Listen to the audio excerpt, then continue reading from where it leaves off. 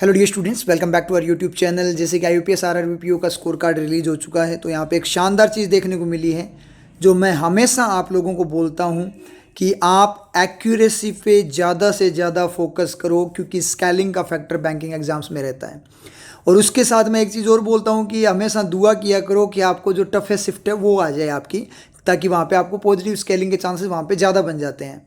तो same example यहाँ पे देखने को मिला है। मेरे जो स्टूडेंट्स हैं जिनका 22 जो अपने नवंबर को एग्ज़ाम था थर्ड शिफ्ट में, जो कंपैरेटिवली थोड़ी टफ थी, उस शिफ्ट में जिन बच्चों का एग्ज़ाम था उनमें 2 कैंडिडेट्स की अगर मैं बात करूं जिनका राजस्थान से अप्लाई किया हुआ था, और राजस्थान की कट ऑफ आपको पता है 55.25 गई है।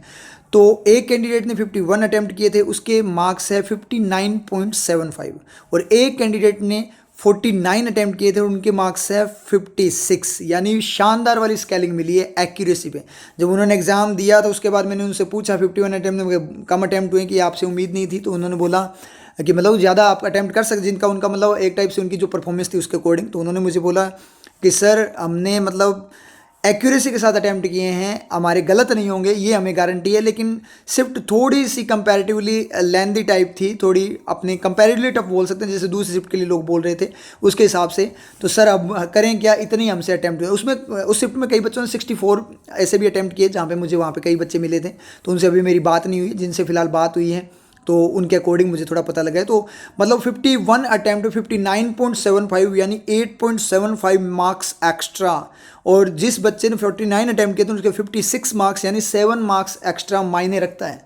और आपको पता है 0.25 के मार्जिन से यहाँ पे सिलेक्शन रुक जाता है, और इतने इतने मार्क्स एक्स्ट्रा बहुत बड़ी बात हो जाती है आपके सिलेक्शन में। ठीक है, तो ये सारा का सारा जो रोल है वो सारा का सारा पूरा का पूरा एक्यूरेसी का है, कि इन बच्चों की एक्यूरेसी अच्छी थी इसलिए उनको इतने अच्छे मार्क्स मिले। और यहाँ पे जो कट ऑफ है 55.25 पिछली बार के कंपेरेटिवली अपने बात करें तो ज़्यादा की है, तो इस बार थोड़ा सा हाईलाइटेड था राजस्थान। अगर अपने राजस्थान की बात करें, जैसे गुजरात में आई थिंक 39.25 गई है। ठीक है, तो राजस्थान थोड़ा हाईलाइटेड था।